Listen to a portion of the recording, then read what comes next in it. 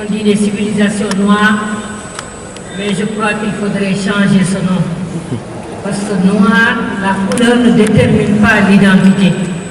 Il faudrait l'appeler Musée des civilisations africaines, ou si on veut, noir africaine. Ça, c'était juste dit en passant. Je vais saluer aussi notre Diam Serrer, le ministre, le secrétaire d'État de la Culture. Et certainement qu'il a trop mangé et qu'il n'est pas encore arrivé, il va arriver. Je remercie donc le directeur, effectivement, chef Omar Bizet. Je complétais ou je devançais cette délégation de la famille omarienne, puisque moi-même j'en suis. Je suis la nièce de Thierno Moutagatal. Ma mère est la jeune sœur de Thierno Moutagatal. Tout comme la grand-mère de Cheikh Omar est l'aînée, Cheikh Moutaga et son frère, ma mère venait après, et ses deux jeunes frères, Omar Tag, qui malheureusement est parti trop tôt. Donc je viens à double titre, comme disait le directeur tout à l'heure, à titre de la famille omarienne, pas envoyée nécessairement par Thierno Madradé, et aussi à titre, comme disait le directeur tout à l'heure, à titre de militante. Parce que c'est en fait à la suite d'un article que j'avais écrit, et il s'est trouvé que je salue aussi l'ambassade, le conseiller culturel de l'ambassade de la Chine et le directeur, son attaché politique qui sont là, qui ont eu à me recevoir aussi à l'ambassade et de façon avec en me donnant beaucoup de temps vraiment, comme disait M. Khalil Gueye tout à l'heure. Donc à la commémoration de la fête nationale de la Chine, j'ai rencontré le directeur, il m'a dit, Madame Lee, on parlait de vous aujourd'hui. On parlait de l'article que vous avez produit et comme disait Fatoumata tout à l'heure, un article poignant, suite à votre article qui s'appelle Souleymane Bachir Diagne plaide-t-il pour la non-restitution des œuvres d'art par la France, qui a été publié par Scène Plus dans la livraison du 30 octobre de 2024. Nul ne peut en effet nier que Souleymane Bachir Diagne est un grand philosophe et un érudit. Cependant, il lui arrive de mettre cette rigueur scientifique qui est la sienne sous le paillasson et de faire des pirouettes intellectuelles de temps à autre qui étonnent plus de nous les intellectuels qui le connaissons et on se connaît et c'est mon goro aussi. Ce fut le cas à propos de la restitution des œuvres d'art, des œuvres sacrées. En effet, j'ai lu avec étonnement son entrevue à la Croix, au journal La Croix, recueilli par Madame Marianne Mounier.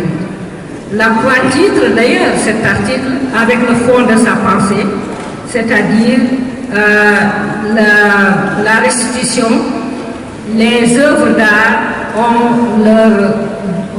sont chez eux au Louvre.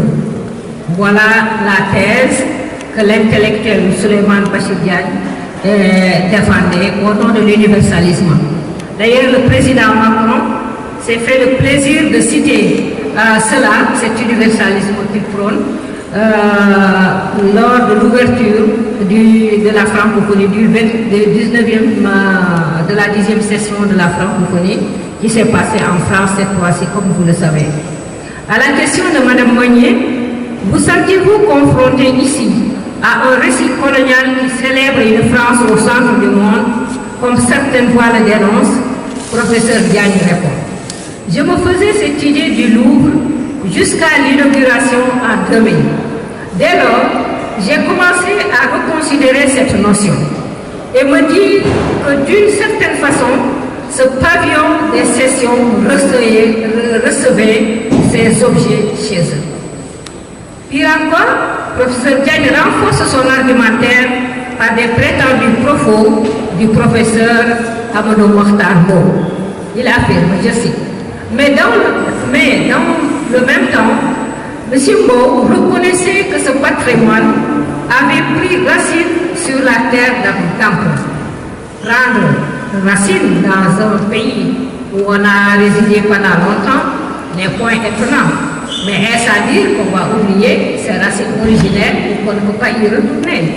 Loin s'en faut. Bien entendu, avec leurs valeurs, leur beauté, leur spécificité, ces œuvres ont laissé une marque dans les musées occidentaux, en particulier au Quai Branly. C'est de cela que parlait le patriarche Mbow, paix à son âme.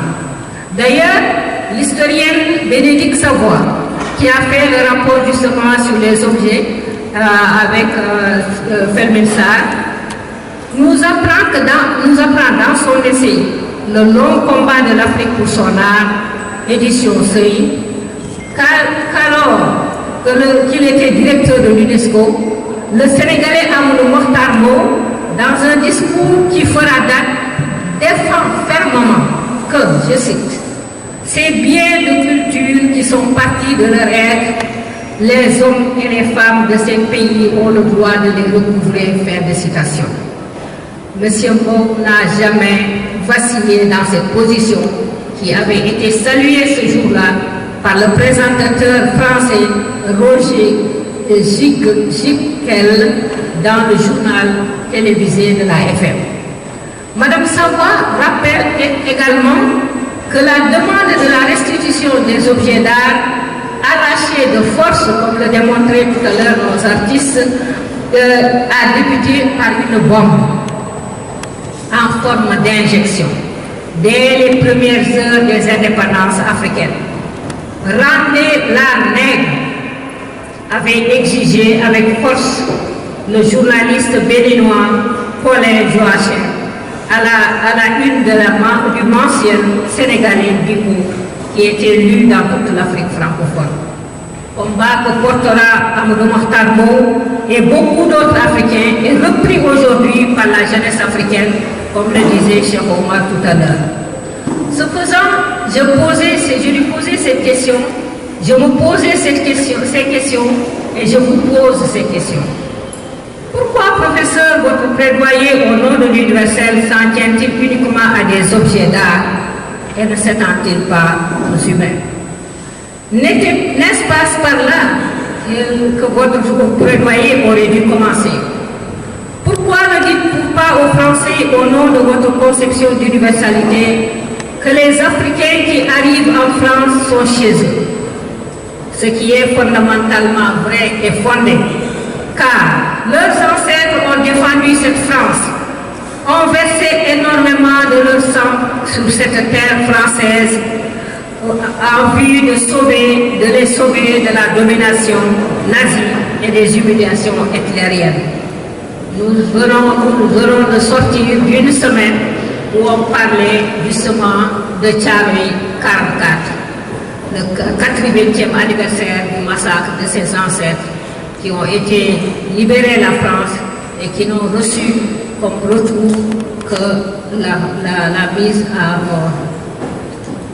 De même, les Africains restés sur le continent, pas seulement que les ancêtres sont allés les défendre les Français et leur terre, mais les Africains qui sont restés sur le continent ont nourri au nom de l'effort de guerre les Français et les ont sauvés de la faim engendrée par la première et surtout la seconde guerre mondiale.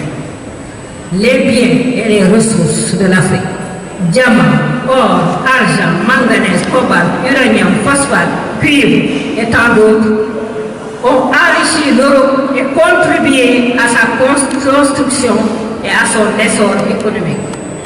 Aussi, la force de travail des Africains drainée par l'ignoble traite des humains a enrichi la France et mis en valeur le dit nouveau monde. D'ailleurs, ces objets africains sont aussi une importante source d'enrichissement pour l'Europe. Nul n'entre dans les musées sans payer. Imaginez-vous, rien que pour les œuvres de l'Éthiopie, depuis 167 ans, c'est dans les musées. À chaque fois que quelqu'un entre dans un musée, il paye. Pourquoi ne pas retourner une part de cette richesse à l'Afrique? Alors, professeur Diagne, les Africains sont-ils ou ne sont-ils pas chez eux en Europe? Donc je crois qu'il y a 2 poids et 2 mesures. Autant on a rendu aux Juifs les œuvres d'art, de beaucoup d'autres biens, et même quelquefois on a vendu et on a donné aux survivants. Autant pour l'Afrique, on bloque complètement. Et il est temps, la demande a duré. Parce que quand Thierno Mountaga Tall a été en France pour des soins ophtalmologiques, il a demandé effectivement un rendez-vous, une audience au président de la République. Il lui a dit, je vous demande 3 choses. D'abord le corps de mon grand-père Abdoulaye Tall. Je vous demande les documents de mon grand-père Cheikh Omar Foutiyou Tall, n'est-ce pas? Et je vous demande son sabre d'or, parce que c'est un sabre symbolisé la résistance africaine contre la conquête coloniale. Et le président lui dit, nous n'avons que des originaux, nous ne pouvons pas vous les rendre. Et la diaspora sénégalaise, la diaspora même africaine, a dit, qu'à cela ne tienne, ils se sont cotisés, on a fait des copies, et ces copies-là sont effectivement restituées à la famille omarienne. Il y a 518 objets, des documents, des lettres, des livres, etc., etc., etc. Et je pense que, de la même façon qu'on a parlé pendant une semaine de la vérité historique sur ces combattants, je ne les appellerai pas tirailleurs sénégalais, mais ces combattants africains pour la liberté et la dignité des Français, même de l'Europe, de la même façon, ces œuvres d'art qui sont de l'Éthiopie, du Bénin, qui sont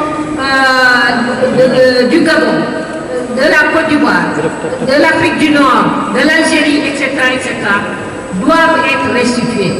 C'est seulement en totalité.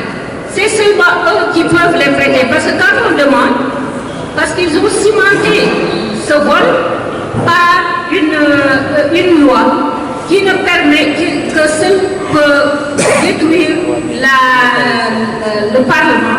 Les parlementaires doivent voter une loi permettant la libération de nos objets volés et emprisonnés en Europe. Et donc, je pense que Omar Sy a raison. L'Assemblée nationale doit poser ce problème de la restitution totale et entière de ces objets-là, qui sont non seulement des objets d'art, mais qui sont des objets sacrés, et les rendre à l'Afrique. Et seule l'Afrique peut les prêter ou prendre la décision de les présenter, surtout quand on a de beaux musées comme celui-là. Il y a celui de Dakar, mais il y a celui du Bénin et tant d'autres en Algérie, etc., etc. Donc, c'est une question de dignité nationale, c'est une question de souveraineté et elle doit arriver le plus tôt que possible. Parce que comme disait Oumar Sy, le président de la République a 44 ans. C'est une autre génération, une nouvelle génération qui exige ce retour-là. Je vous remercie.